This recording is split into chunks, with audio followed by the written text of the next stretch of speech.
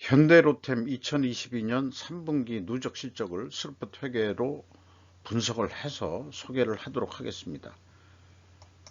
매출은 6.5% 증가했고요. 영업이익은 16%가 증가했습니다. 스루프트 회계상으로요. 그리고 디펜스 사업부문 전망이라는 좀 소제목을 달아봤습니다.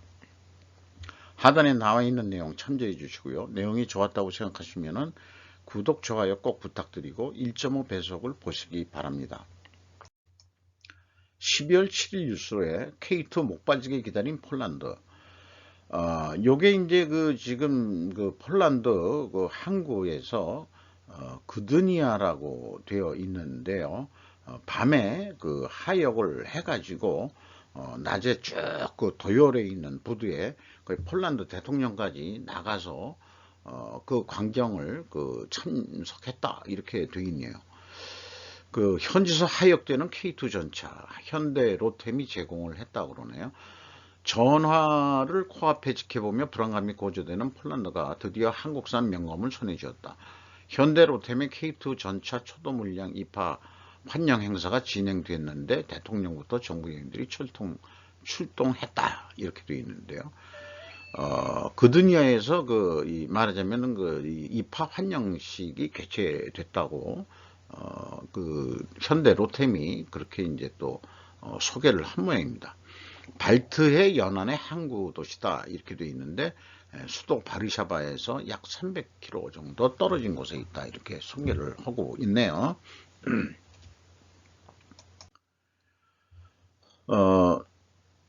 원가 회계 손익으로서 매출이 6.5% 증가했고요. 그게 이제 2조 한 2천억 원대가 되겠습니다. 그런데 가공비 배부 재고자산이 너무 많이 증가했습니다. 요거는 원가 회계는 좋아라 하는 거지만은 스루프트 회계 쪽에서는 요거는 좀 부정적인 요인이 되겠습니다. 매출 원가가 좀 매출 증가율보다 적게 올랐으니까 이제 이익이 많이 나게 되는 거로 되겠죠. 근데 이제 판매 관리비가 너무 많이 증가했네요. 뭐 영업을 하는데 뭐 돈을 썼는지. 그래서 영업이익이 거꾸로 원가 회계는 31.5%가 감소를 했습니다. 그런데 이 거표지에 얘기한 거는 영업이익이 16% 증가한 거로 저는 그렇게 스루풋은 나오죠. 정부의 중복 투자 사업 구조조정 계획에 의해서 1999년 7월 1일자로 대우종합기계, 대우重工업과 한진중공업 및 현대모비스, 현대전공이 철도 차량 사업 부분의 자산과 부채를 현물 투자해서 설립된 거기 때문에 최근에 이 철도 차량 중견기업이 도전을 하고 있는 그게 무슨 옛날 이 계측기 만드는 회사였는데 우진산전 쪽에서 이 소형 전철이든 아니면은 소형 전철이 아니고 중견기업이 말하자면 이 철도 차량에 대해서 현대로템한테 이 경쟁적으로 지금 이 도전을 하고 있는 건데 신문 쪽에서는 현대로템이 독점 구조기 때문에 가격을 휘두르고 있다. 자기네들 뭐 꼴리는 대로 가격을 받고 있다. 근데 과연 그럴까요? 뭐 이런 정부의 옛날 99년도면은 뭐 어떤 그러니까 문민 정권이었겠죠. 그때도 그렇게 되면은 어쨌든 정부의 구조 조정의 힘으로 이렇게 된 거기 때문에 뭐라고 얘기할 수 있겠냐. 지금 뭐 경쟁 체제로 된다고 해서는 뭐 나쁠 건 없지만 그렇다고 해서 현대로템이 KTX 뭐 이런 초도 차량에 대해서 횡포를 한다, 가격 횡포를 한다. 과연 그렇게 얘기가 될 수 있을까요? 그랬어요. 그래서 레일 솔루션 부분이 초도 차량인데 이게 이제 합계가 한 1조 3천억 되고 그다음에 이 방산이 6천억 원대 되는데 수출은 뭐 별 일이 없는 거 아니에요. 근데 이게 이제 올해 연말 되면은 요게 이제 수출이 얼마나 잡힐지 매우 그것이 이제 궁금합니다. 스루프 회계로서 매출에 비례하는 매출 재료비는 매출 증가보다 적게 증가했어요. 그러면은 이런 걸 봐서도 원재료 가격이 조금만 내려갔나? 아니면은 원재료 가격이 상승했어도 판매 가격은 더 증가했다. 이렇게 또 그 우선은 추정을 해볼 수 있는 거죠. 그리고 그 환산 재고로는 뭐 크게 증가를 안 했어요.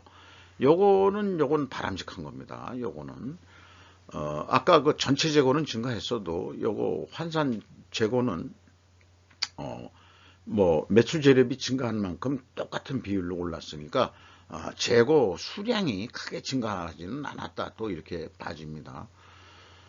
현장 운영 비용, 그 다음에 그 판매 관리 합쳐서 그 운영 비용이 9.7% 증가해서, 그 다음에 뭐라 그럴까요? 생산성이 뭐 결과적으로 생산성은 크게 변동은 없지만 금액상으로는 16%가 그 영업이익이 난 것으로 그렇게 산출이 됩니다.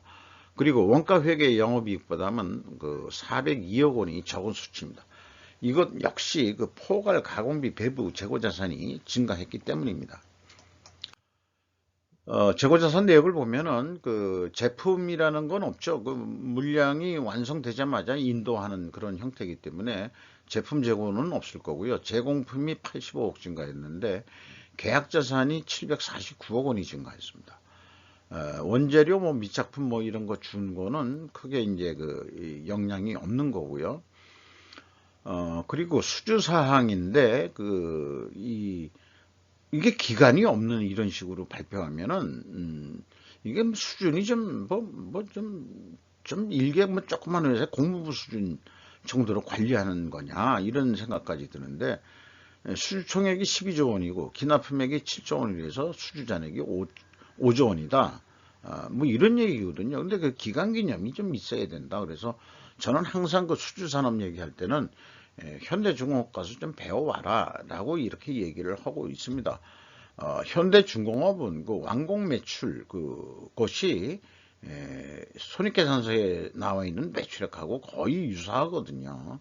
뭔가 일부 조정 금액이 있는지는 모르겠습니다만은 뭐 이렇게 좀 돼야 되는데 2조 얼마 한 회사가 뭐 기납품액이 7조다 그러면 기간 개념도 없고 이게 그 회계연도 한다는 회계하는 사람들이 회계연도 개념 없이 이런 자료들을 어떻게 그 공시를 하는지 이렇게 수준 낮은 그 공시들을 하는지 이해를 못 하겠습니다. 경영평가지표로서 그 포괄 가공비 배부 재고 자산은 그 뭐 소수점 한 줄이로는 똑같습니다만은 0.1% 하락을 했어요. 하락을 하면 뭔가 원재료 가격이 상승했을 거다 이렇게 또 생각을 하고 스루풋은 1.7% 증가했으니까 기존의 그 수주 납품액 중에서 그 마진이 좋은 물건들이 매출 인식이 빨리 됐다 이렇게 또 볼 수 있겠습니다. 그래서 요거를 그 포괄 가공비 배부 재고 회전율이 미비한 하락은 원재료 가격 상승과 그 다음에 스루풋율 상승은 제품 판매 가격 상승으로 입증해야 한다. 입증 데이터는 철로 솔루션만 공개되어 있지 디펜스 방위산업 부분은 안 나와 있습니다. 원재료 가격은 상승했고 판매 가격은 하락을 했다. 이렇게 된 거죠. 이게 이제 그러니까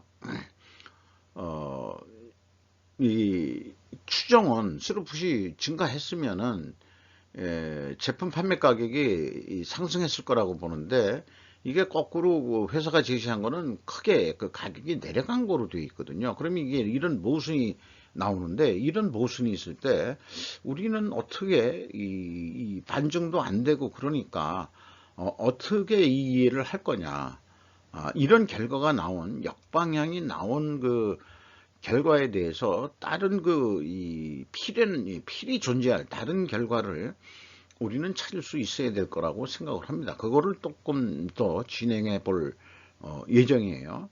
그래서 원재료 가격은 그 16.33% 증가해서 재료 비율을 곱하면은 가격 인상 압력이 있음에도 불구하고 판매 가격은 내렸다. 철도 차량에 대해서 지금 뭐 그 방산 쪽은 뭐 가격이 노출이 안 되고 있으니까 어떤지 모르겠습니다만은 그리고 레버리지율이 50%가 넘으면은 이제 경영권 방어 선이 좀 무너지는 선인데 조금 낮췄습니다. 어, 재고자산의 변동 범위가 요게 이제 그 관건일 것 같고요. 비용의 성격적 분류 내용을 좀 분리해서 재료비하고 운영비용하고 분리해서 디커플링해서 뽑아가지고 분석에 이용하고 있는데요. 이 원재료 가격이 이 2.1% 증가한 것으로 이렇게 산출이 되고 운영비용은 9.7%가 증가한 것으로 되어 있습니다. 그리고 가공 비율이 좀 올라갔거든요. 이 경우는 거꾸로 원재료 가격이 내려갔다. 이렇게 또 그 추정을 할 수밖에 없습니다. 그러면은 재고자산의 변동 범위가 전체 재고자산입니다. 일단 여기에. 왜냐하면 여기 매입익이라고 써 있으면 전체 재고자산을 기준으로 현대로템은 가져가고 있습니다. 이게 바람직하진 않습니다. WCAI 가공비 배부 재고자산 범위로 해야 되는데 그래서 총 제조 비용의 왜곡이 생긴다.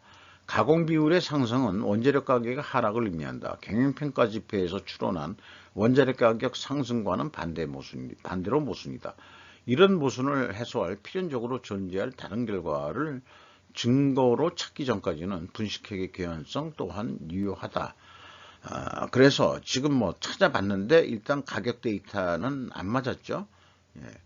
그래서 이걸 논리적으로 조금 더 설명을 하면은 만약에 재고 회전율과 스루풋율이 역방향이면 그러면은 분식회계 개연성 가정을 세운다. 왜냐하면 왜냐하면 이유를 또 가정을 찾아보는데 원재료 가격 상승 및 하락과 제품 가격 인상 인하와 모순되기 때문이다. 그래서 분식회계 개연성 가정은 반증이 되기 전까지는 유효하다.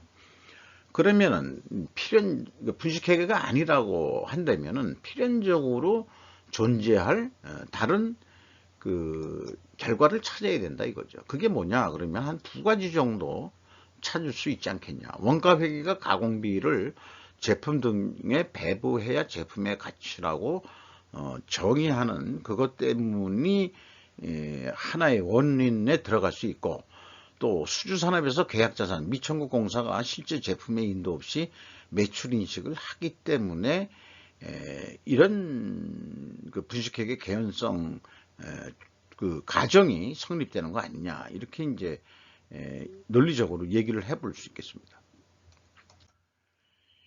PQ 총제조 비용의 차이가 있는데요. 이것은 생산 재료비의 차이에 일치를 하고 그 다음에 이제 그 PQ 총 제조 비용에서 나온 그 금액 차이하고 일반적으로 총 제조 비용하고의 차이는 일치하는데 이 경우 계약자산이 있는 경우에 일치하지가 않습니다. 계약자산을 포함하기 때문에 그래서 그 비가공비 배부 제거 자산 증가액을 제거하고 나오면은 갭이 749억 원이 있는데 계약자산 증가액이 749억 원이거든요. 그럼 요거는 일치를 하고 전년도에도 일치를 합니다.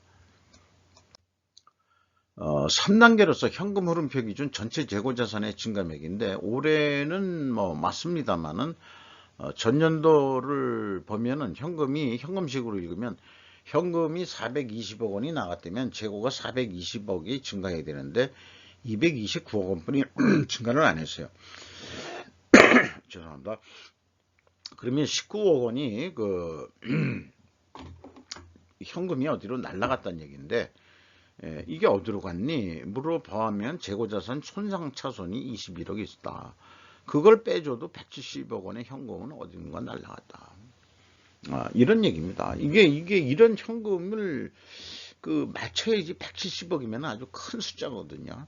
그러니까 이제 그 분식회계 개연성 가정을 안 세울 수밖에 없는 거죠. 그리고 계약자산 증가액도 좀 차이가 있습니다. 그런데 올해는 좀 그 차이가 약하면은 이거는 그냥 대손상각 충당금이겠다 이렇게 생각을 하는데 작년도는 뭐 250억 가량이나 차이가 나거든요. 그래서 이게 좀 문제라고 2억 5천이군요. 2억 5천 차이가 납니다. 이게 또 좀 뭐 계약자산 좀 잘 맞지 않아요, 솔직히. 뭐 대손 청각 처리하고 뭐 하는 게 있어가지고. 운영 비용을 보면은 인건비가 2,579억 원이 집행이 돼서 이 운영 비용 대비 비율로는 23.3%로 약간 떨어졌습니다만 금액은 뭐 증가한 거죠. 그리고 직원 수가 27명 증가했는데 평균 임금이 7,490만 원. 3분기까지. 그럼 연말까지 한 9,360만 원 정도 연봉이 예상이 됩니다. 뭐 수출 잘하고 또 연말까지 그 흑자 그 기조가 계속 증가를 한다 그러면은 아마 그 연말 보너스도 받을 수 있을지 모르겠죠. 외주비가 무려 근데 34.4%나 크게 증가했습니다. 이렇게 그 3분기까지 누적 실적으로 해서 연말 매출액을 예상해 보면은 2조 7,900억까지 할 수 있지 않겠냐. 그럼 예상 영업이익은 한 2천억 원. 그런데 여기 경우에 재고가 6% 증가한다고 봤을 때 2천억 원 나오는데 만약 재고만 감소시킨다면 결과는 어떻게 되느냐?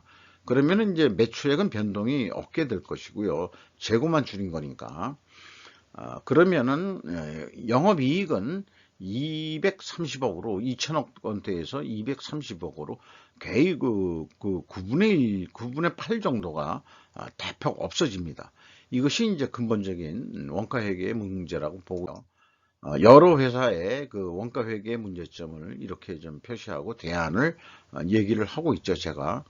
그래서 스루풋으로 보면은 스루풋은 이게 그 2조 7천억 원이면 충분히 됩니다. 그러면은 465억 원이 남는 거로 되고요. 전망보다는 좀 못하니까 그러면은 1.7회전 5회전으로 포괄 가공비 배부 재고 자산 회전율을 올려보자. 그러니까 이거는 그 미청구공사 진행 중인 공사를 빨리 끝내가지고 매출 인식을 추가로 한다는 얘기죠. 8.1%만큼 일을 좀 빨리 끝내야 된다는 얘기죠. 그럼 재고 감소했을 때, 재고만 감소했을 때는 뭐 계약하는 거하고 똑같은 결과가 나올 겁니다. 그러면은 그 갭 차이가 2,300만 원 정도에서 이 사이에서 탄착군이 형성될 거라고 믿습니다. 주가는 그 28,200원으로서 7,400원 증가했습니다. 아무래도 그 방산 부분의 그 수출이 조금 그 플러스적으로 영향을 미쳤다. 이렇게 생각이 됩니다. 현대차가 33.8% 들어가 있고요.